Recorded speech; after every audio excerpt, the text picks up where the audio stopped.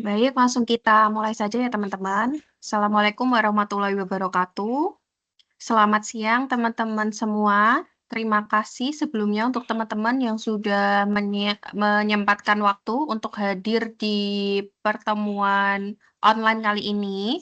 Di kesempatan kali ini, sebelumnya marilah kita panjatkan puji syukur kehadirat Allah Subhanahu wa taala karena pada kesempatan kali ini kita masih diberi kesehatan untuk berkumpul di forum hari ini. Untuk hari ini, kami dari Salut Cempaka Pati akan menjelaskan sedikit mengenai panduan tugas akhir program sarjana atau TAPS, baik yang teman-teman mungkin ada yang dapat mata kuliah artikel ilmiah, atau bahkan ada yang ambil capstone project, dan lain-lain nanti akan kami jelaskan di forum ini. Silahkan teman-teman bisa menyimak dulu materi yang dipaparkan oleh Mbak Nila nanti selaku admin dari Salut. Kemudian setelah pemaparan materi akan kami buka sesi pertanyaan. Untuk teman-teman yang ada pertanyaan atau masih kurang paham, silakan bisa ditanyakan langsung dengan menggunakan fitur raise hand atau angkat tangan, atau bisa juga nanti mengetikkan pertanyaannya di kolom chat atau obrolan. Langsung saja ya, untuk menghemat waktu, silakan disimak penjelasan mengenai panduan tugas akhir program sarjana.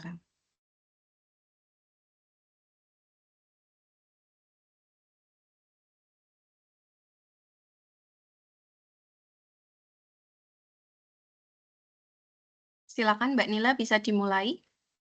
Baik, terima kasih Kak. Suara saya terdengar? Terdengar, Kak. Ya. Oke, langsung saja untuk materi Zoom kali ini. Kemarin kan kita sudah singgung mengenai simulasi tutorial online di elemen untuk mata kuliah umum. Nah, untuk saat ini kita akan membahas mengenai mata kuliah TAPS atau tugas akhir program semester yang biasanya diregistrasikan oleh mahasiswa yang sudah menempuh di semester 7 atau di semester akhir.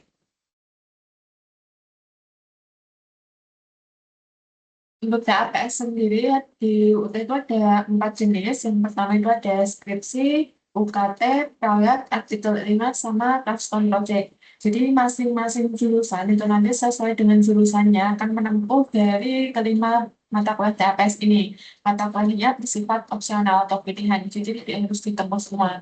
Mungkin kayak capstone project itu hanya ada di jurusan sistem informasi sama sains data, tidak ada di jurusan lain. Tapi kalau dari skripsi, UKT, proyek, dan ilmiah, ada beberapa pilihan sesuai dengan jurusan yang diambil oleh mahasiswa.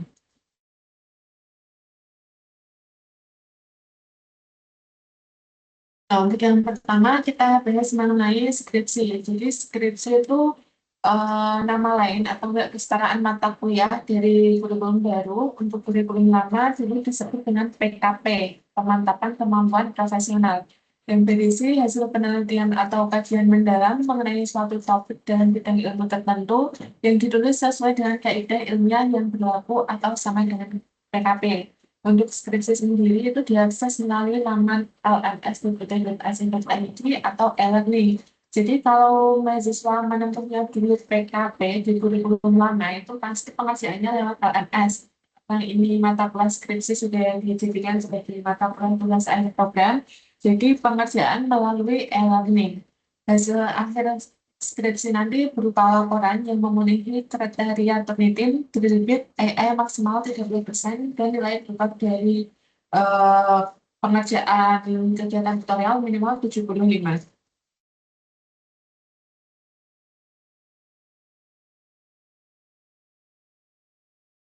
Untuk penyelenggaraan skripsi sendiri, sistematisasinya sama seperti kayak pembuatan artikel ilmiah, tapi kalau untuk skripsi lebih rinci. Jadi nanti ada kurang lebih seperti yang ditampilkan di layar PowerPoint tersebut. Nanti ada beberapa bab, ada 3 bab, terus untuk jumlah halamannya lebih banyak dengan artikel ilmiah.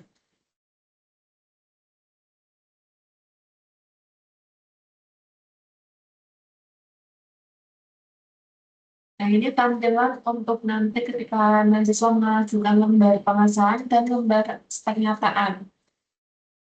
Pernyataan ini biasanya untuk plagiasi Turnitin ya. Nanti juga ada tutor yang membimbing di LMI. Untuk skripsi sendiri itu tugas utamanya biasanya mahasiswa disuruh analisis sendiri dari video yang dicantumkan di e-learning. Kalau saat ini mungkin ada link yang khusus dicantumkan lewat akun link GPO, guru guru pintar, atau daftar ke link yang ada di Google Scholar, atau enggak nanti mahasiswa bisa praktek sendiri di instansi terkait. Saya share untuk login di akun skripsi yang ada di e-learning dulu ya. Nanti sekalian saya jelaskan.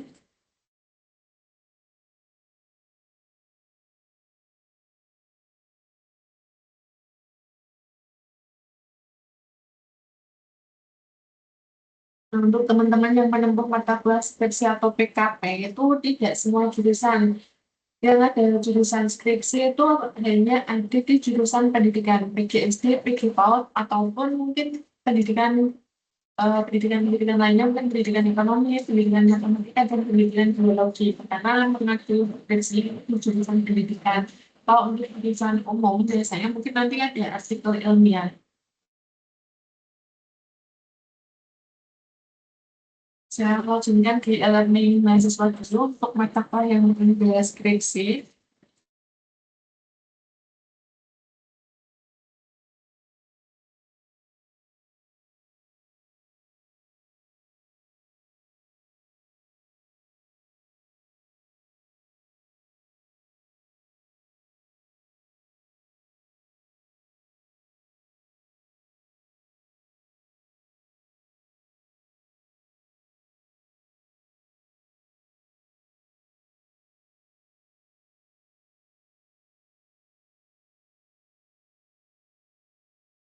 Dengan layar untuk e-learning sudah keluar atau belum, Pak?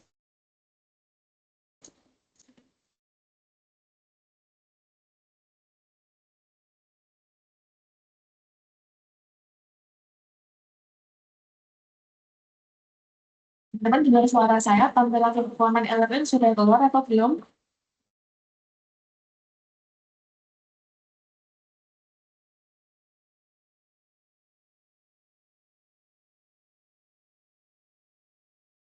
Sudah keluar atau belum, Kak, untuk yang laman e-learning?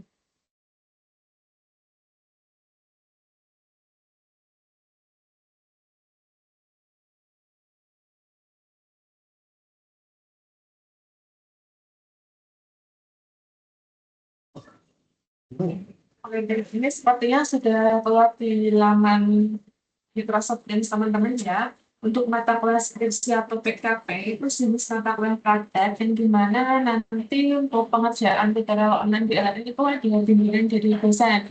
Jadi bimbingannya nanti melalui Microsoft Teams dan yang bisa memberikan link untuk bimbingan tersebut hanya dosen.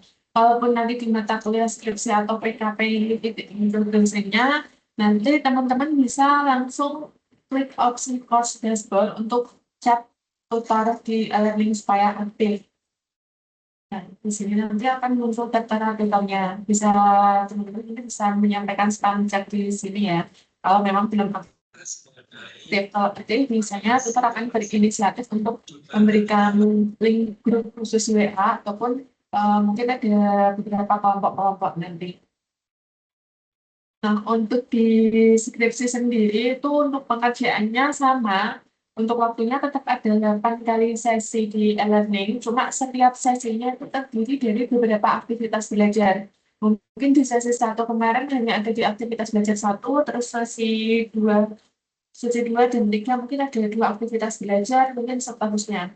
Nah, di setiap aktivitas belajar ini nanti akan tertera 4 kali Zoom meeting atau 4 kali kegiatan tutorial webinar dengan dosen untuk apa namanya berdiskusi pembahasan mengenai laporan skripsi yang akan teman-teman buat. Pastikan dari aktivitas belajar pertama, teman-teman harus membuka yang ada di dashboard mata kuliah skripsi. Nanti dipahami panduannya bagaimana. Karena kalau sampai salah langkah, otomatis akan mempengaruhi keberlanjutan pengumpulan tugas skripsi. Nah, di aktivitas belajar ini biasanya ada forum perkenalan beserta tata tertib. Untuk tata tertib sendiri, karena kita fokusnya kayak pembuatan laporan, Jadi teman-teman diwanti-wanti untuk jangan menggunakan plagiasi. Karena hasil akhir dari laporan skripsi itu nanti di e-learning ada yang namanya Turnitin. Jadi dicantumkan Turnitin itu tingkat plagiasi maksimal 30%. Kalau sampai lebih dari 30%, otomatis mata kelas skripsi tidak akan lulus. Walaupun nilai dari total sudah memenuhi kriteria. Sanksi akademiknya, mahasiswa melakukan pelanggaran terhadap ketentuan akan diberikan sanksi berupa penonaktifan kesertaan mahasiswa dalam tutorial online. Jadi misalkan sudah tertera atau sudah diketahui bahwa teman-teman melakukan plagiasi, otomatis nanti akan diblacklist si mata kuliah tersebut.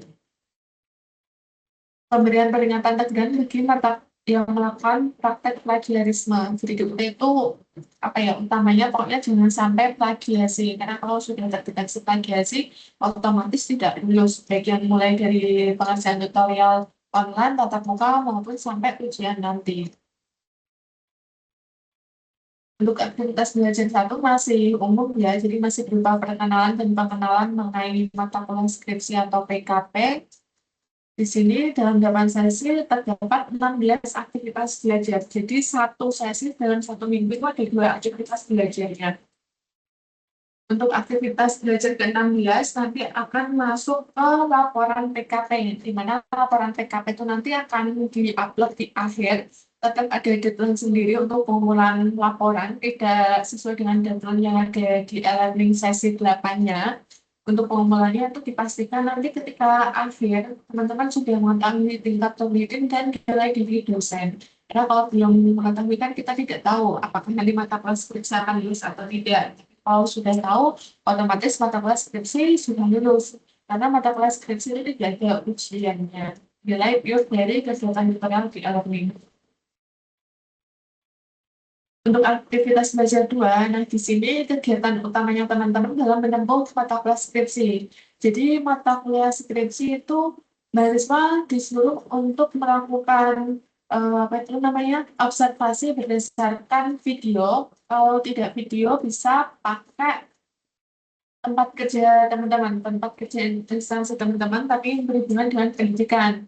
Karena kan tidak semua yang mengambil jurusan pendidikan saat ini mungkin sudah punya pengalaman mengajar. Nah, bagi yang sudah punya pengalaman mengajar, nanti bisa praktek langsung di tempat mengajarnya, mungkin di SD, SMP, atau SLTA sesuai dengan relevan jurusan yang diambil. Kalau mata kuliah skripsi mahasiswa ambil jurusan PGSD, ya prakteknya langsung di SD. Tapi kalau tidak, nanti teman-teman dikasih fasilitas dari UT untuk menganalisis video pembelajaran dari laman gurupintar.ut.ac.id. Untuk akses guru pintar ini, teman-teman harus daftar di websitenya guru pintar dari kementerian dulu, baru nanti bisa mengerjakan atau observasi mengenai video pembelajaran mata kuliah skripsi. Ataupun ketika walaupun di guru pintarnya mungkin websitenya sedang error, nanti teman-teman bisa pakai alternatif yang kedua, melakukan observasi awal di kelas mahasiswa sendiri tadi sebagai guru dan menggunakan instrumen berupa lembar observasi, dokumentasi, data nilai, atau pekerjaan siswa. Kalau lebih enaknya, lebih enak praktek, tapi yang tergantung dari teman-teman yang menjalani. Karena kalau guru pintar kan mungkin kita harus daftar, akses linknya dulu, kita mengamati beberapa video, baru kita menyimpulkan hasil dari video tersebut. Tapi kalau kita sudah praktek, sudah ada pengalaman, otomatis ada beberapa kayak apa ya istilahnya, mungkin materi-materi yang bisa dibuat untuk pembuatan skripsi itu nanti. Nah, tujuan dari untuk pengamatan materi-materi itu tadi, tujuannya yaitu untuk mengidentifikasi masalah, menganalisis penyebab masalah, menentukan alternatif dan masalah, dan menentukan tujuan perbaikan. Semacam kayak membuat laporan karya ilmiah, cuma kalau karya ilmiah kan lebih spesifik, bukan spesifik. Mungkin agak ke umum ya, tapi kalau skripsi itu lebih spesifik ke pendidikan. Gitu. Jadi kalau teman-teman sudah menganalisis ini semua, baru bisa merumuskan judul PKP. Nah, untuk tugasnya, biasanya di LMS sendiri, ini kan ada 8 kali sesi, 16 aktivitas belajar. Nanti ada kegiatan 4 kali tutorial webinar, dan 4 kali tugas. Tugasnya itu berkesinambungan. Jadi kalau teman-teman nanti nggak segera upload tugas satu, otomatis tugasnya tidak bisa dibuka, tidak bisa menyambungkan tugas dua nanti. Perlu diketahui kalau untuk mata kuliah praktek seperti ini, biasanya kalau mata kuliah umum itu kan ada giliran, diskusi, dan tugas tutorial yang 1, 2, 3. Giliran wajib diisi dan diskusi wajib diisi. Tapi kalau untuk mata kuliah praktek yang biasanya ada penyelenggaraan tutorial webinar, di mata kuliah tersebut ada forum kehadiran, cuma kehadiran dinilai dari keaktifan mahasiswa yang mengikuti tutorial webinar. Atau tidak, nanti misalkan dari dosennya memang men-setting di e-learning bisa dibuat seperti mata kuliah umum, dia dikerjakan. Dan untuk forum diskusi di mata kuliah praktek seperti ini tuh bukan tentang mengerjakan soal diskusi, lalu kita kerjakan berupa jawabannya apa, di otak gitu enggak. Forum diskusi di sini itu sebagai forum untuk berdiskusi. Jadi teman-teman misalkan terkendala untuk pembuatan skripsi, karena kan jadwal tugasnya itu tidak setiap sesi ada, mungkin ada 4 kali, jadi selang sering. Minggu ini mungkin kan sudah ada kegiatan tutorial webinar, minggu depannya kan tidak ada. Teman-teman bisa berdiskusi di forum diskusi yang ada di e-learning. Jadi bisa menyampaikan mungkin kan teman-teman membuat skripsi itu apa, nanti biar dapat feedback dari tutor. Itu tidak bernilai, cuma bisa membantu teman-teman untuk berkomunikasi lebih lanjut dengan tutor.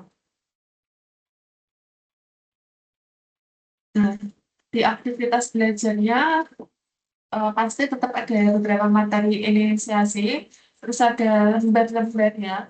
Untuk skripsi itu ada beberapa lembar yang wajib, maksudnya identifikasi lembar-lembar yang teman-teman wajib ketahui. Mungkin ada lembar observasi, terus lembar teman sejawat atau apa itu sudah ada muncul di e-learning kayak gini, lembar observasi PTK.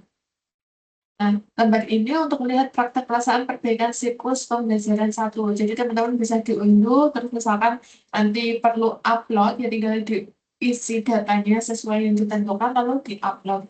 Untuk tugas duanya ini kayak seperti ini.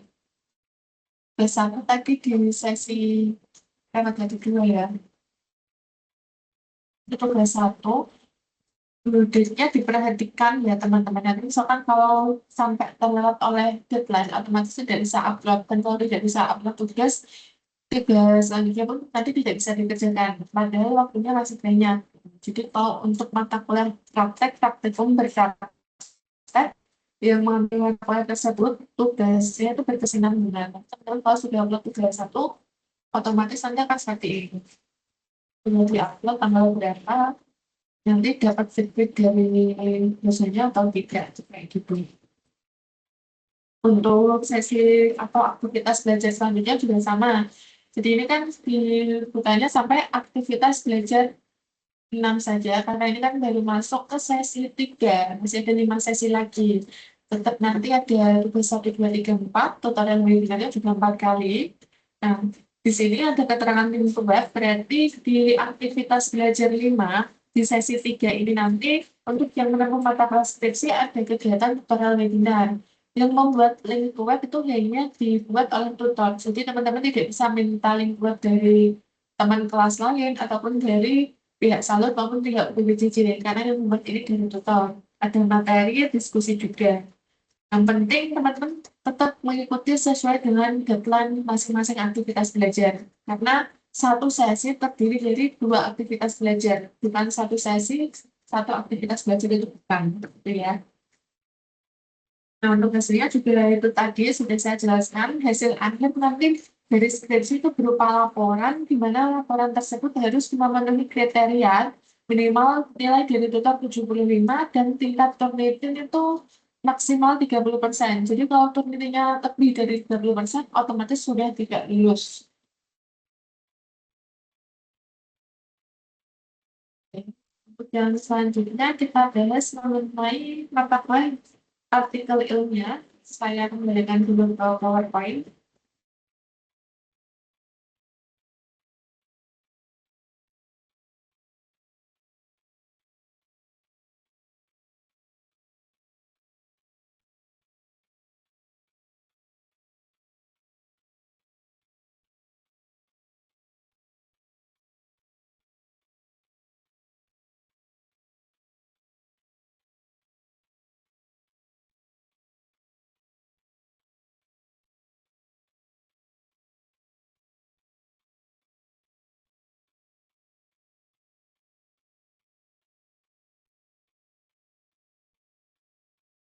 Untuk mata kuliah artikel ilmiah ini seringkali ada di jurusan-jurusan umum, mungkin kayak di Fakultas Ekonomi Bisnis, terus hukum, tapi hukum juga semuanya di artikel ilmiah ya, karena ada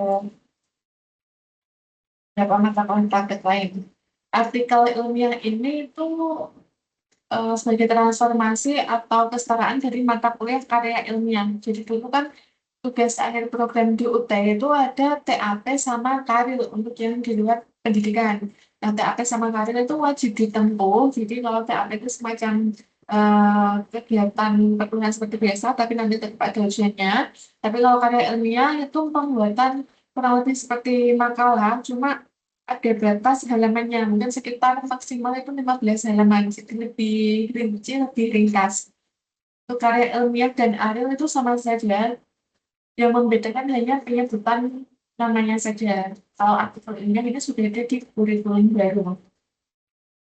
Panduan mengunggah karya ilmiah ini juga sudah ada di e-learning. Jadi kalau teman-teman nanti buka e-learningnya, bisa diunduh terlebih dahulu.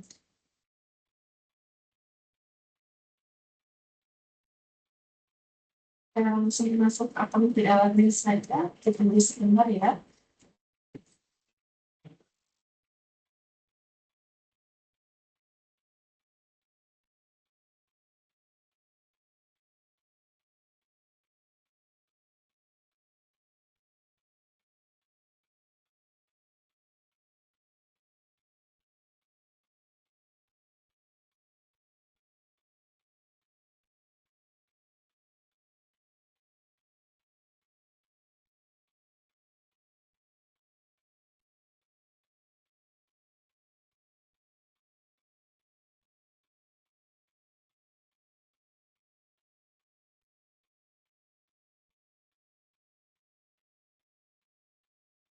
Nanti sampai di mata kuliah di PSN program karya ilmiah atau artikel ilmiah.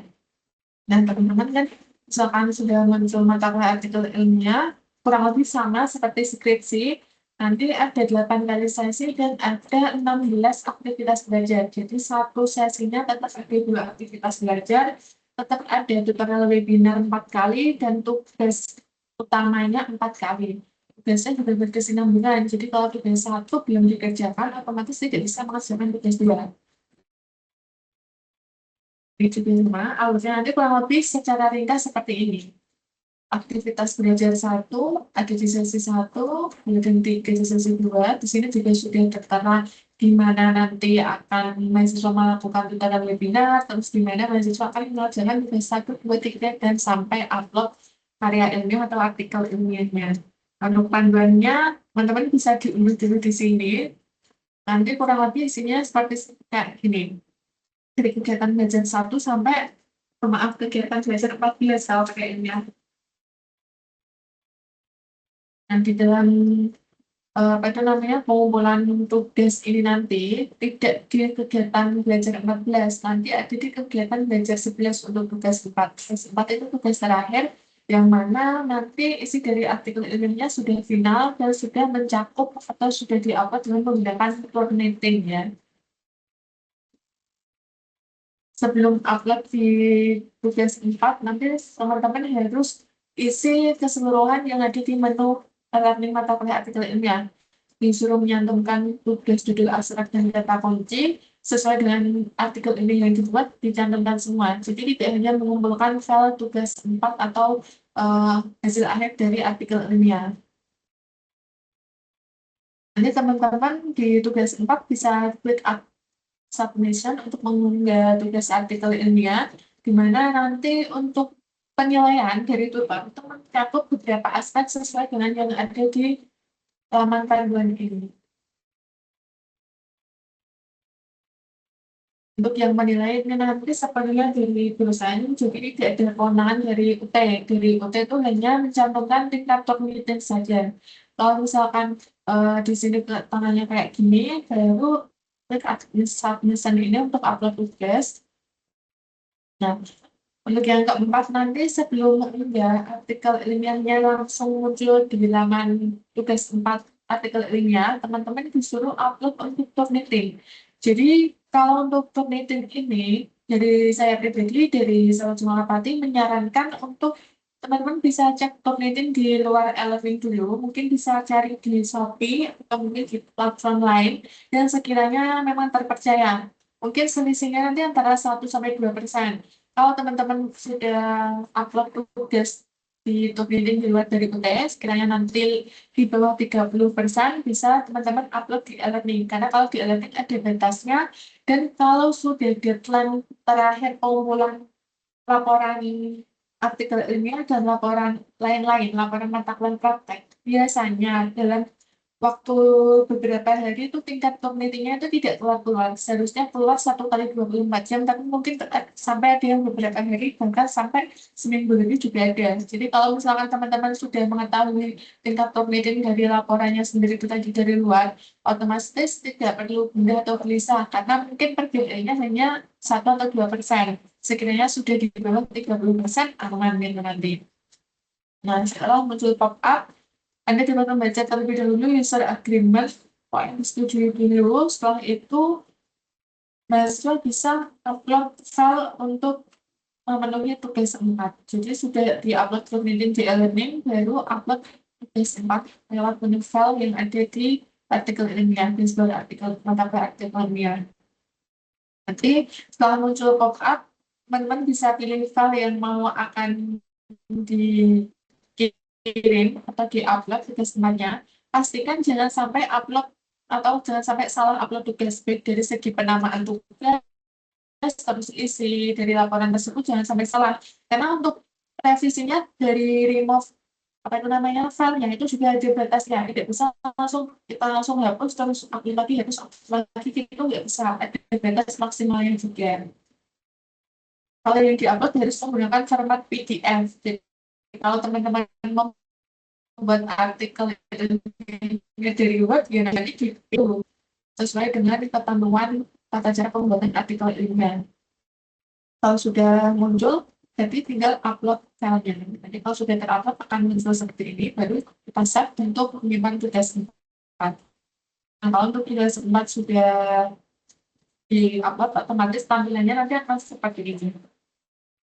Statusnya ini kalau quit ini berarti dalam antrian nunggu hasil. Kalau keterangannya statusnya nanti mungkin sudah 13%, 20%, berarti hasil penelitiannya sudah keluar. Tapi kalau dalam antrian atau quote kayak gini, itu berarti masih menunggu. Dan kalau teman-teman uploadnya itu hampir mungkin deadline 1 atau 2 minggu menjelang hari akhir, otomatis biasanya tuh sering kali lama. Hasil penelitiannya keluarnya tuh lama sering kali ya. Kalau lebih cepatnya itu 1 kali 24 jam. Tapi kalau memang kayak trouble karena mungkin banyak yang akses atau apa, bisa sampai lebih dari 3 hari. Sembasi harus kurang dari 30%. Kalau ini lebih dari 30%, otomatis nanti teman-teman harus mengulangi lagi kalau waktunya masih sisa atau waktu datang pekerjaan. Tapi kalau sudah tidak bisa, berarti teman-teman ya intinya pasrah dengan tugas yang diberikan itu, mata kuliahnya tidak lulus karena ketentuannya kan tidak maksimal 30%, tapi tentunya lebih dari 30%. Nah, ini buat teman-teman yang mungkin memang apa itu namanya kognitinya tadi lebih dari 30%, atau mungkin mau merevisi tugas artikel ilmiahnya, teman-teman bisa klik yang remove submission ini untuk mengubah atau mengubah apa namanya tugas yang mau diupload. Kalau sudah di remove, dihapus, nanti klik continue, lalu diulang lagi seperti tata cara upload tugas 4 yang ada di artikel ini atau ada di e-learning itu tadi. Sama kayak yang di atas ada di application. Kita dicari filenya, lalu dimasukkan sesuai dengan ketentuan yang berlaku ya. Kayak gini. Kan kalau untuk kegiatan pembelajaran artikel ini ada 14. Kalau yang skripsi tadi kan ada 16 kali aktivitas belajar, tapi kalau artikel ini ada 14 aktivitas belajar, kurang lebihnya sama, tetap ada 4 kali 2, 4 kali 3, mungkin yang berbeda. Buatnya sudah ada aktivitas belajar 2, pertama, kalau memang sampai sekarang saat ini sambil mengerjakan beberapa tugas yang ada di e-learning ini langsung bisa start chat tutor yang ada di menu close dashboard. Kalau sampai sekarang tidak aktif, eh, bisa buat tiket haluan ke Hello UT. Nanti disampaikan keluh kesahnya mengenai tutornya kenapa, karena dia dapat notifikasi ke Hello UT pusat nanti. Aktivitas belajar dua sama, ada tugas satu, tugas dua, tugas tiga, tugas empat. Materinya nanti juga teman-teman bisa diundi dulu.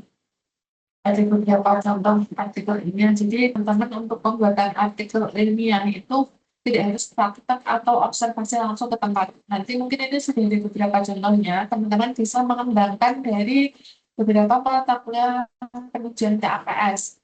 Jadi mau buat artikel ilmiah dengan judul apa gitu nanti bisa dikomunikasikan dengan dokternya. Untuk tutorial webinar ini juga sama. Jadi kalau kayak seperti ini, berarti tutor sudah aktif, sudah memberikan link tutorial webinar, dan sudah tertera jadwal tutorial webinarnya tanggal berapa, jam berapa. Silahkan diikuti. Kalau nggak bisa diikuti, karena kerja gimana? Disempatkan. Karena kan ini basicnya tutorial webinar. Jadi kalau teman-teman kerja nanti mungkin bisa diakali pakai headset, yang penting mendengarkan tata caranya, nanti langsung langkah yang harus diambil apa gitu.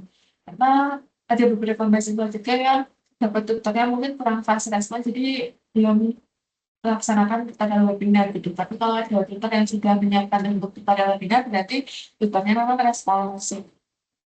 Lebih apa ya saya untuk konsultasi, untuk pembahasan mengenai permata kuliahnya itu lebih enak.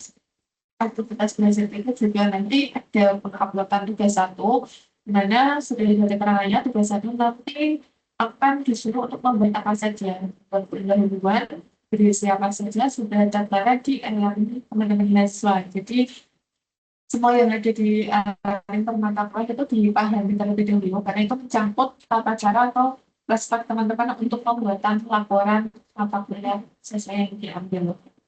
Disuruh data tempatnya.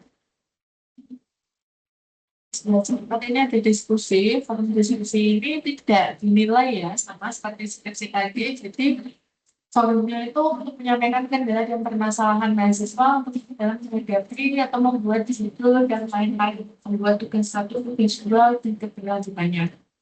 Materinya juga sudah ada. Sampai saat ini kan baru mulai sesi 3. Ya, tugas dua itu sudah dimulai. Jadi tugas dua itu otomatis keberlanjutan dari tugas satu. Kalau tugas satu sudah disuruh buat judul, berarti tugas duanya tinggal buat selanjutnya lagi. Mungkin ada buat ada pustaka atau mungkin pembuatan visi dan lain-lain. Tapi kalau di artikel ilmiah itu tidak langsung terdiri dari beberapa bab seperti yang ada di deskripsi. Nah, untuk perbedaan utama dari skripsi dan artikel ilmiah itu terletak pada format atau kedalaman analisis dan tujuan publikasi. Skripsi itu lebih panjang, terstruktur, rinci, dan banyak bab. Tapi kalau artikel ilmiah itu lebih ringkas, sekitar 10 sampai 20 halaman saja. Biasanya maksimal itu 15 halaman. Untuk skripsi sendiri itu lebih fokus pada proses perbaikan pembelajaran, sementara artikel ilmiah itu langsung pada hasil diskusi dan untuk dipublikasikan. Jadi skripsi itu juga berdasarkan pengamatan observasi langsung, tapi di instansi atau dalam lingkup pendidikan. Tapi kalau artikel ilmiah itu teman-teman nggak perlu observasi langsung, jadi bisa dicari berdasarkan penelitian, terus mungkin ada apa itu namanya kayak kalau mau praktek langsung ataupun terjun langsung juga boleh, tapi tidak diwajibkan untuk mata kuliah artikel ilmiah. Untuk yang selanjutnya, kita sudah bahas KAPS mata kuliah artikel ilmiah, skripsi. Untuk yang selanjutnya kita bahas yang mata kuliah proyek. Untuk proyek ini mungkin juga jarang di setiap jurusan yang diambil mahasiswa.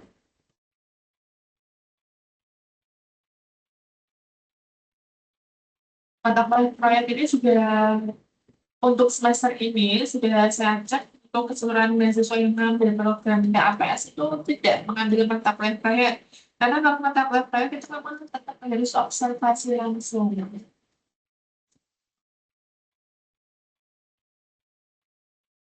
Saya kembali ke PPT terlebih dahulu.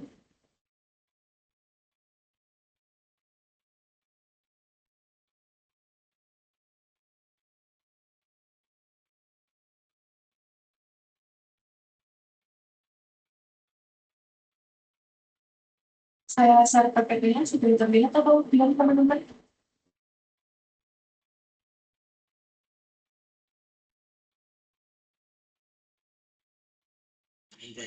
Sudah terlihat, Kak? Terlihat. Sebentar ya, saya akan ke materi saya.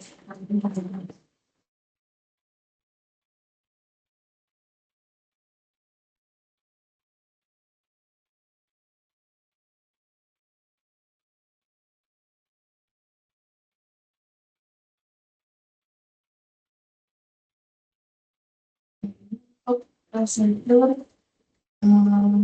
memulai laporan proyek.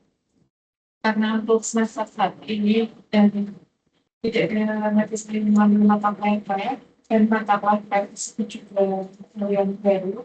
Jadi saya jelaskan untuk mata proyek sesuai dengan informasi yang ada. Untuk prosedur pengumpulan laporan proyek, prosedur umumnya yaitu mahasiswa wajib mengunggah laporan proyek untuk dinilai oleh pembimbing atau tutor pada laman elamin.ac.id disertai produk atau prototipe yang dihasilkan jika ada. Untuk proyek sendiri sama seperti artikel ilmiah, nanti hasil akhirnya itu juga berupa laporan, tetap gimana dari tutor dan tingkat penelitian juga. Jadi semua mata kuliah di UT yang hasil akhirnya berupa laporan itu ada tingkat penelitian maksimal 30%.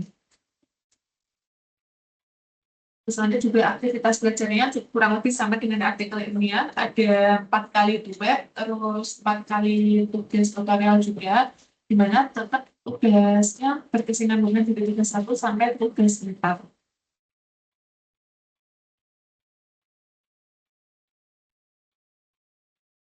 Untuk penilaian TAPS skema proyek dilaksanakan secara menyeluruh melalui sistem e-learning dan mencakup komponen-komponen dari beberapa hal yang ada di bawah ini. Yang pertama, nilai akhir ditentukan 100% dari hasil aktivitas dan tugas dalam tutorial online. Komposisi nilai akhir terdiri dari tugas 1, 2, 3, tugas 1 20%, tugas 2 30%, dan tugas ketiga 50%. Di proyek ini tidak sampai 4 tugas ya, jadi kurang lebih sama dengan mata kuliah umum sampai 3 tugas saja. Cuma masing-masing tugas memiliki bobot persenan yang berpengaruh karena proyek juga tidak ada uasnya. Pengumpulan tugas dilakukan secara berurutan dan bertahap. Mahasiswa hanya dapat mengunggah tugas 2 setelah menyelesaikan dan mengunggah tugas 1. Mahasiswa hanya dapat mengunggah tugas 3 setelah menyelesaikan dan mengunggah tugas 2. Seluruh proses pengumpulan dan penilaian tugas dilakukan melalui platform e-learning, sehingga mahasiswa tidak diperkenankan mengirim tugas melalui media lain di luar sistem e-learning. Presentasi dan evaluasi hasil akhir juga dilakukan dalam rentang waktu yang telah ditentukan dalam kalender tutorial online. Jadi kalau sudah lebih dari deadline atau jadwal yang ditetapkan, otomatis tidak bisa mengerjakan. Di UT itu pakainya per sistem ya Kak. Jadi baik dari mulai pendaftaran sampai kegiatan perkuliahan pun sebenarnya sudah ada jadwalnya masing-masing. Tidak bisa dinego sama sekali. Kalau sudah diberikan jadwal yang tertera kayak gitu ya berarti dari yang membuat jadwal dan dari UT Pusat juga sudah memperkirakan plus minusnya juga mungkin sudah cukup untuk mengerjakan mata kuliah tersebut dan juga relevan.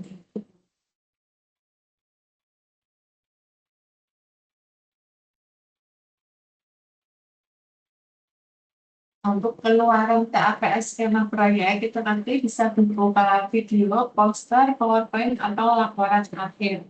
Jadi teman-teman kalau mengambil mata kuliah proyek itu pengerjaan kurang lebih sama seperti artikel ilmiah, cuma nanti tetap harus terjun langsung ke lapangan. Mungkin harus observasi di instansi ataupun nanti cari-cari data untuk pembuatan laporan. Dan nanti apa itu namanya? Intinya teman-teman harus ada data yang valid, tidak berdasarkan pengamatan ataupun pemahaman tentang suatu buku ataupun apa itu namanya materi-materi lain. Harus ada praktek langsungnya kalau proyek itu.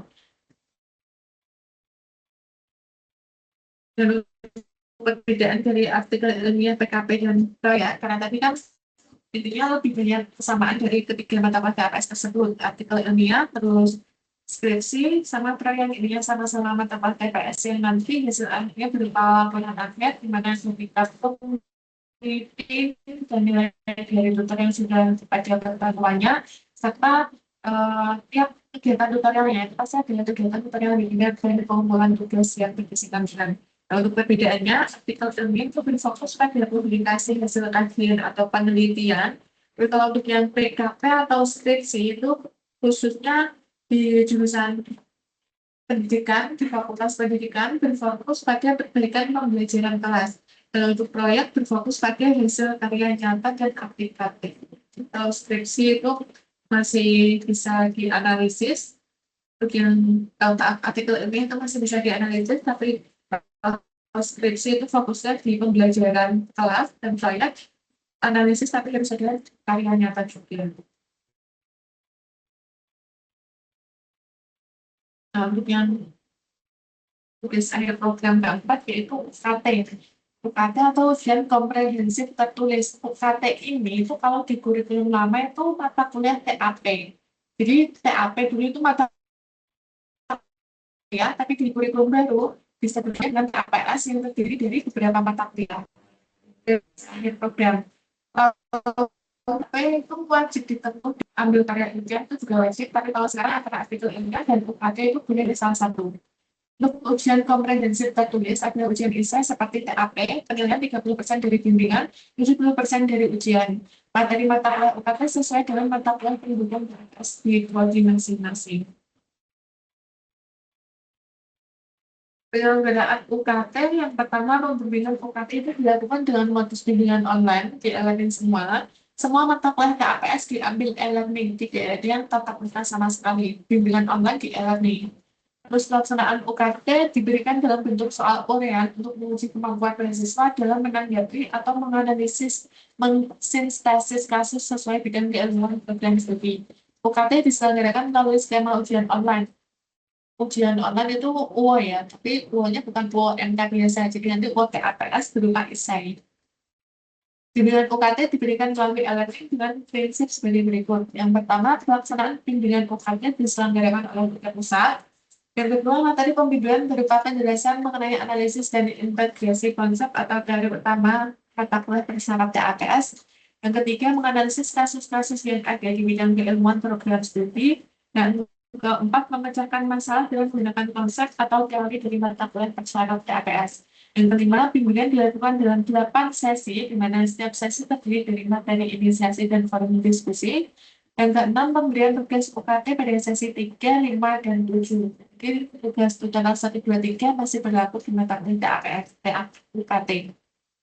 Komposisi nilai pembimbingan UKT terdiri dari 30% diskusi dan 70% tugas.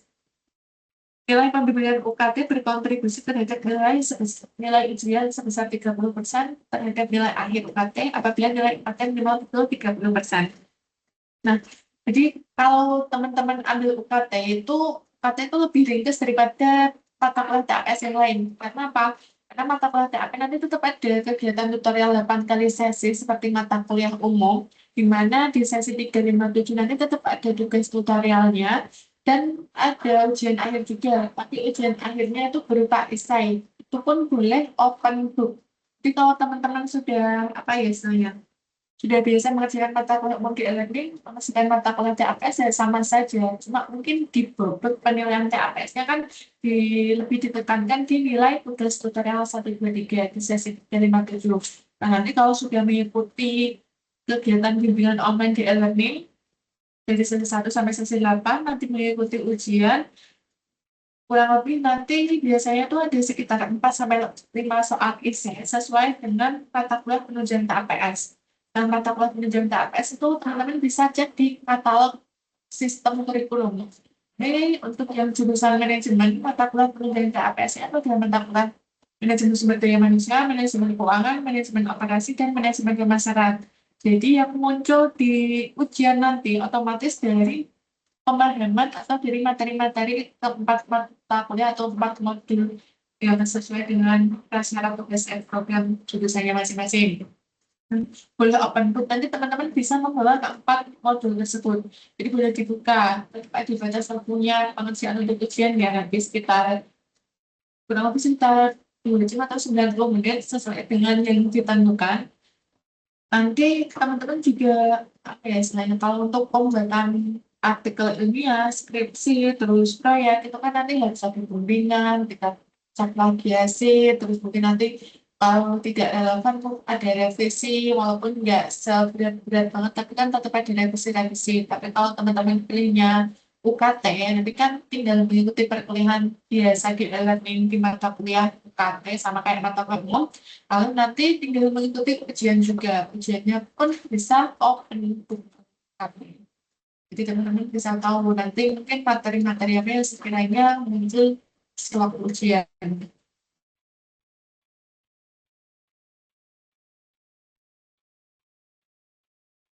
Dan evaluasi penilaian UKT, mahasiswa akan mendapat nilai maksimal jika dapat menjawab dengan logika berpikir benar dan lengkap menggunakan konsep, teori, atau pendekatan, serta menyajikan proses atau tindakan pengerjaan jawaban secara logis. Nilai minimal untuk kelulusan UKT adalah B. Jadi kalau teman-teman nanti eh, di nilai akhir di LKM, suatu pengumuman nilai-nilainya C, walaupun C tetap tidak lulus, karena kalau nilai UKT minimal harus B. Tidak hanya berlaku di UKT saja, semua mata kuliah APS minimal harus B. Nah, untuk UKT sendiri, karena nanti kan ada kegiatan, nah, apa itu namanya, ujian juga, ujiannya berupa tertulis. Mohon untuk teman-teman jangan sampai melakukan plagiasi dengan satu teman lainnya. Karena kalau sampai terdeteksi plagiasi dari awal mungkin jawabannya sama, itu berpotensi mata kuliah tersebut tidak lulus. Karena sudah mengikuti kegiatan perkuliahan, tapi apa itu namanya, jawaban juga sudah dimaksimalkan. Tapi kalau teman-teman tetap kayak berdiskusi dengan teman sejawat atau mungkin plagiasi dari jawaban teman sejawat, ya otomatis pertemuan tersebut tidak lulus.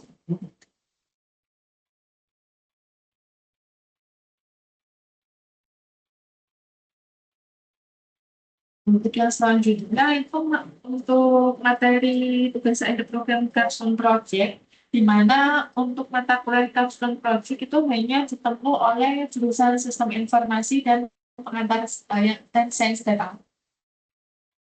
Kalau untuk custom project itu di LLM juga sudah ada panduannya buat teman-teman sama seperti artikel ilmiah itu tadi. Cuma memang kalau untuk sistem informasi itu tidak bisa pilih mata kuliah CAPS. Tugas akhir programnya itu sudah berupa custom project tersebut.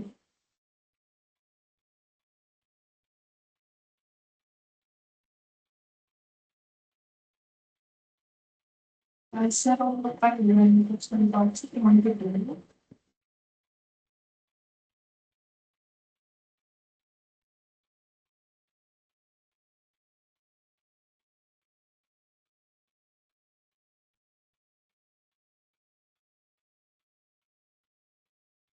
Sudah keluar atau belum? Untuk kamu ceritanya.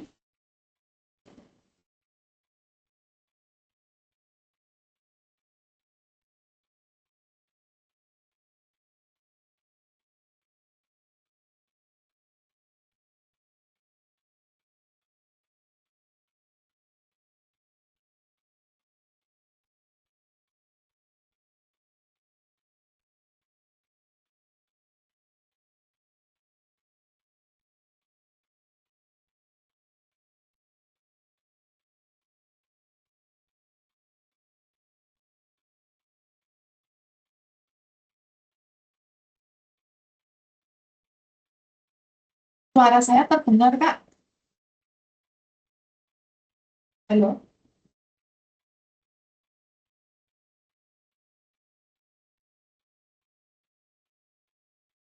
Suara saya terdengar?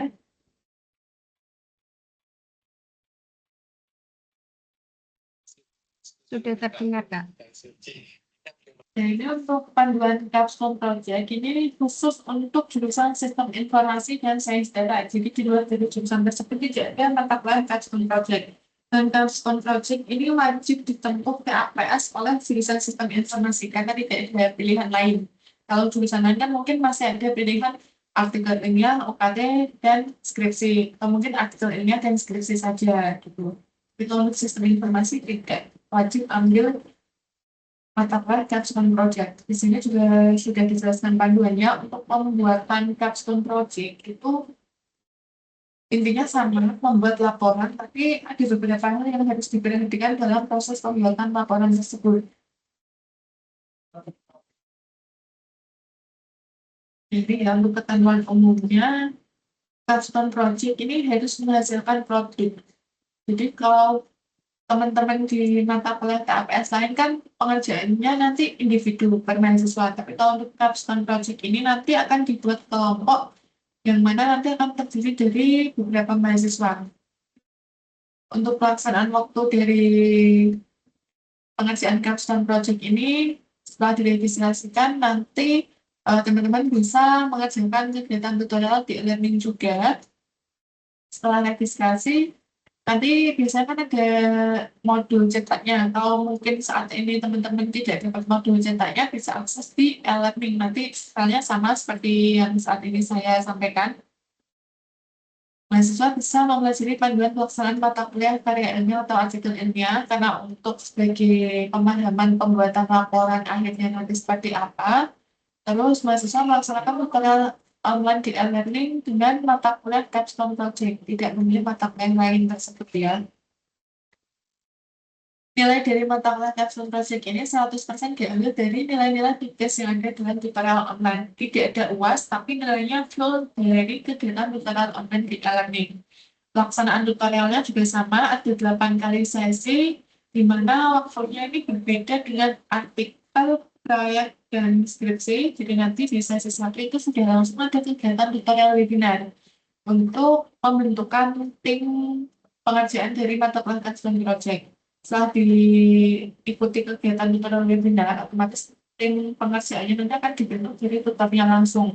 Entah nanti diambil dari lokasi terdekat atau bagaimana sesuai dengan ketentuan tutornya. Ada tugas 1, tugas 2, dan tugas 3 juga. Untuk tugas 3 ini nanti terakhir dan di kegiatan tutorial webinar sama nanti hasilnya laporan.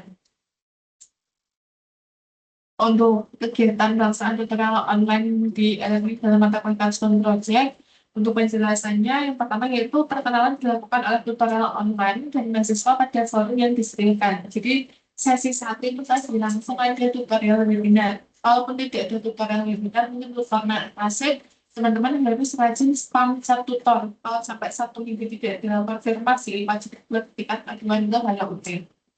Pembentukan kelompok didasarkan pada kesepakatan antar tutor dan mahasiswa melalui tutorial webinar. Jadi tidak langsung diambil sesuai dengan data tutor itu enggak. Nanti tetap ada komunikasi di link webinar tersebut. Dan topik diadakan oleh tutor melalui pelaksanaan web, diskusi berisi laporan progres yang telah dilakukan oleh kelompok mahasiswa. Tugas 1 berupa proposal capstone project, tugas 2 berupa laporan kemajuan, tugas 3 berupa laporan akhir. Jadi hasil akhirnya itu nanti dari satu mahasiswa, satu kelompok itu sama hasil akhirnya. Yang diupload juga sama, tidak per individu nanti. Penentuan jadwal presentasi disepakati antar tutor dan mahasiswa sama sesi 7 masih dibuka. Kalau sudah ditutup berarti tidak bisa buat jadwal presentasi nanti.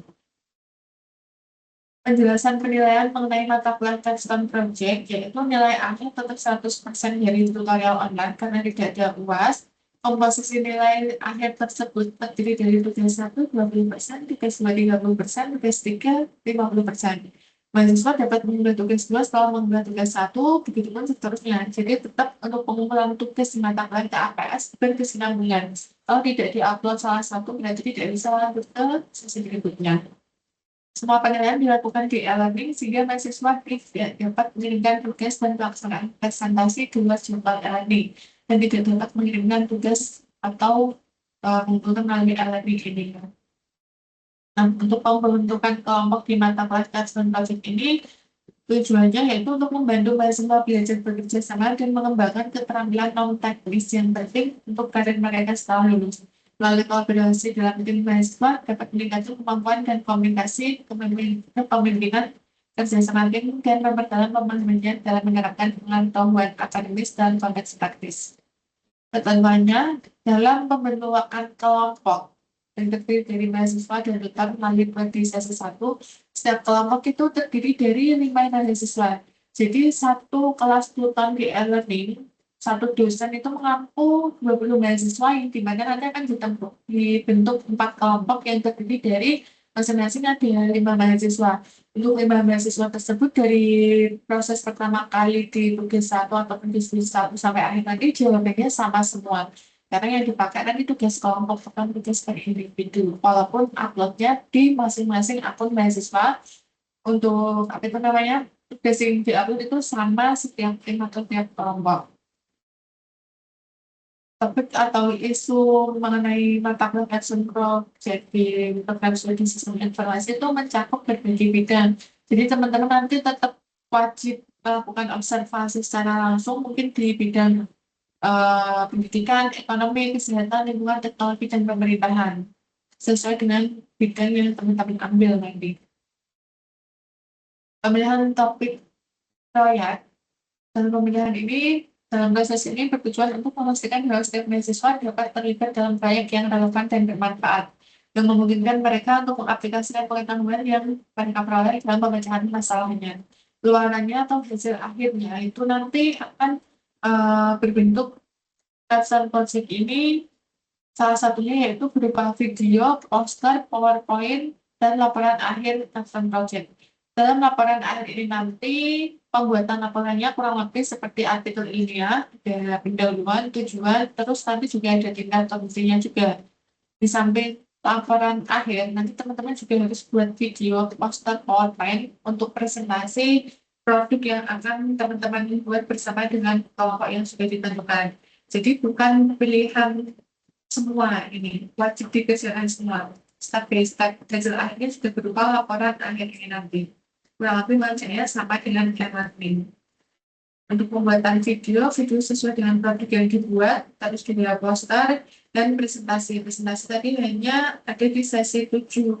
Mencakup penjelasan dari tahapan teman-teman identifikasi dari sesi 2 sampai 6. Nanti bisa disampaikan waktu presentasi di sesi 7 sesuai dengan jadwal putra online yang ditentukan oleh tetap di e-learning.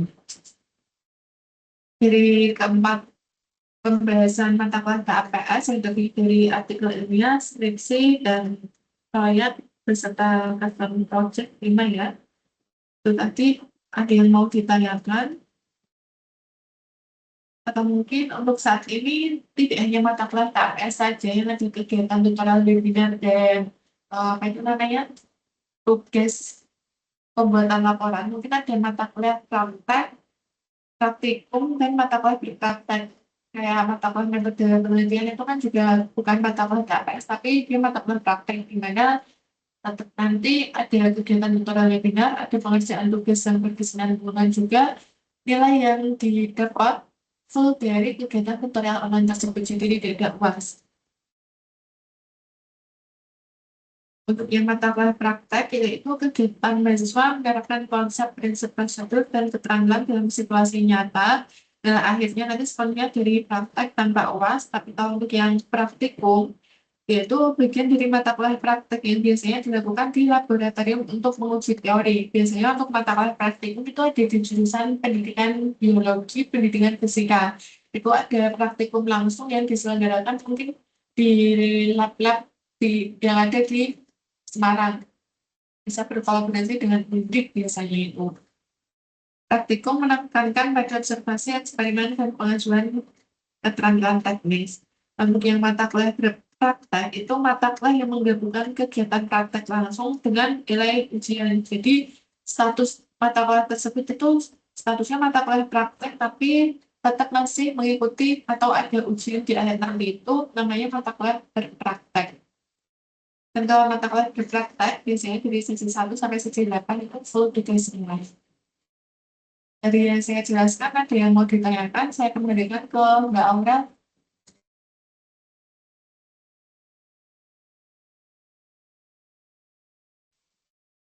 Silakan teman-teman yang mau bertanya bisa langsung klik raise hand atau angkat tangan atau bisa juga tulis pertanyaan kolom komentar atau obrolan, kolom chat.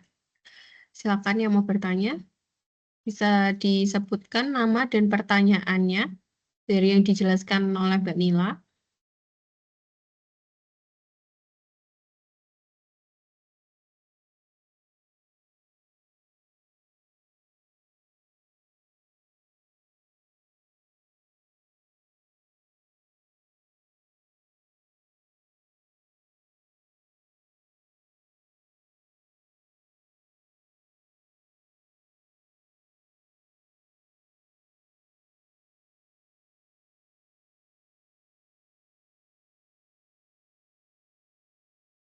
Silakan teman-teman, mungkin ada yang ditanyakan, mungkin yang terkait dengan artikel ilmiah, skripsi atau PKP, proyek, atau mungkin capstone project.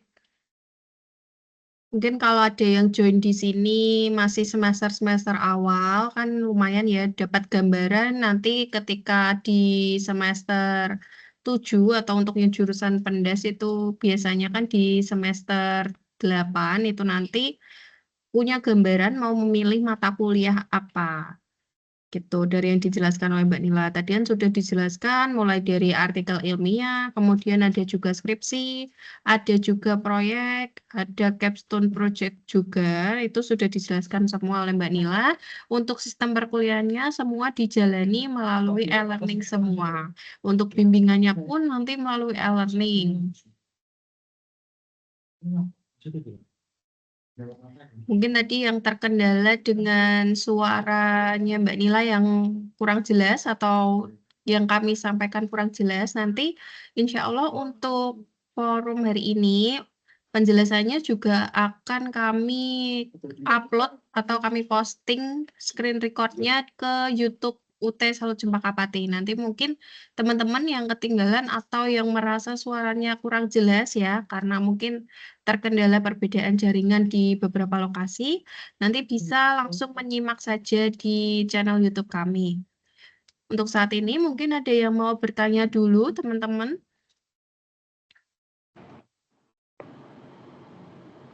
Bertanya Kak, Silahkan dengan Kak siapa? dengan Kak Hoirimuna Putra. Nah, ini terkait ini Kak apa? Tutorial online sesi 3. Di tutorial online sesi 3 ini kan ada diskusi sama tugas ya Kak. Itu yang diskusi ada beberapa yang nggak bisa dikerjakan karena deadline-nya itu mungkin ada yang 2025, 2024 gitu. Hanya bisa dikerjakan tugasnya itu gimana ya Kak? Apa dari sistemnya gitu apa emang gimana? Baik, tadi pertanyaannya diskusi dan tugas di sesi 3 ini, beberapa diskusinya tidak bisa dikerjakan karena deadline-nya masih di tahun 2025 ya. Iya Kak. Kami tampung dulu ya Kak. Silakan nih, pertanyaan lainnya nih. Ini dari kolom chat ada pertanyaan dari Kak Rudi. Saya Rudi ingin bertanya, untuk Metopen itu juga harus dicek Turnitin ya Kak? Oke. 2 pertanyaan dulu, satu lagi. Ada lagi yang mau bertanya mungkin teman-teman sebelum dijawab?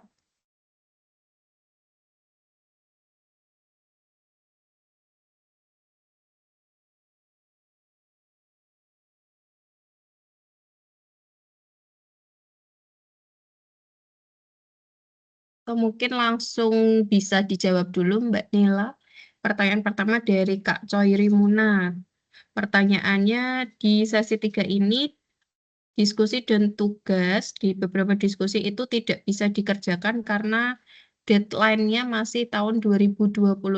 Silakan Mbak, bisa dijawab dulu.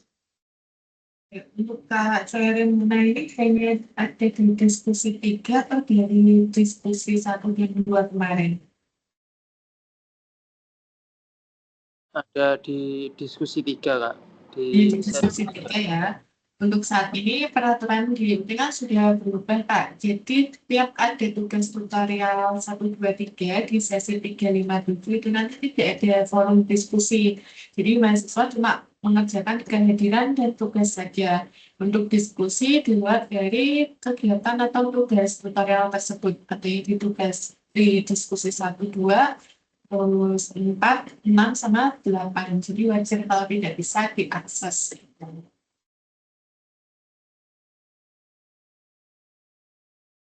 Malah ya kalau gitu terima kasih Kak atas penjelasannya.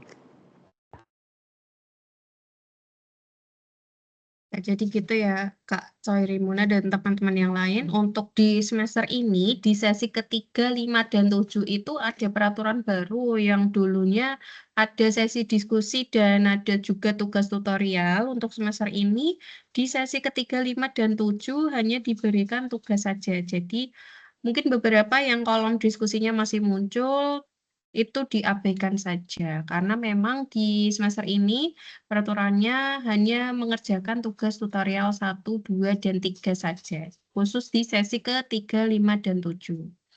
Untuk pertanyaan selanjutnya dari Kak Rudi Fahri, untuk metopen atau metodologi penelitian itu apakah harus dicek juga Turnitinnya, Kak? Silahkan dijawab dulu Mbak Nila. Untuk metode penelitian itu juga sama halnya mata kuliah praktek yang hasilnya nanti berupa laporan, jadi tetap wajib ada tingkat penelitiannya kan. Seperti yang saya jelaskan tadi, khusus untuk yang ada pengeluaran laporan di setiap mata kuliah yang melibatkan penelitian, diusahakan teman-teman untuk cek penelitian dari UT terlebih dahulu. Karena kalau di UT ini diberi batasan maksimal 3 kali, itu pun kalau sistemnya lancar bisa langsung muncul, tapi kalau tidak kan harus menunggu lagi. Karena kalau harus menunggu, kita tidak tahu berapa turnitin yang ada di laporan kita.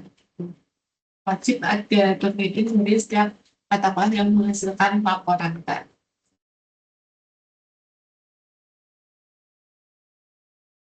Bagaimana Kak Rudi Fahri, sudah cukup jelas? Sudah cukup menjawab? Jadi untuk mata kuliah metopen itu harus tetap ada cek Turnitinnya ya.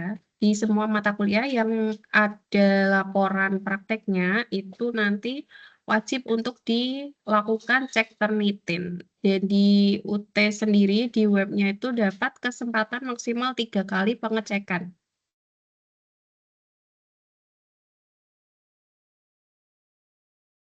Mungkin sudah cukup atau masih ada pertanyaan lain dari teman-teman?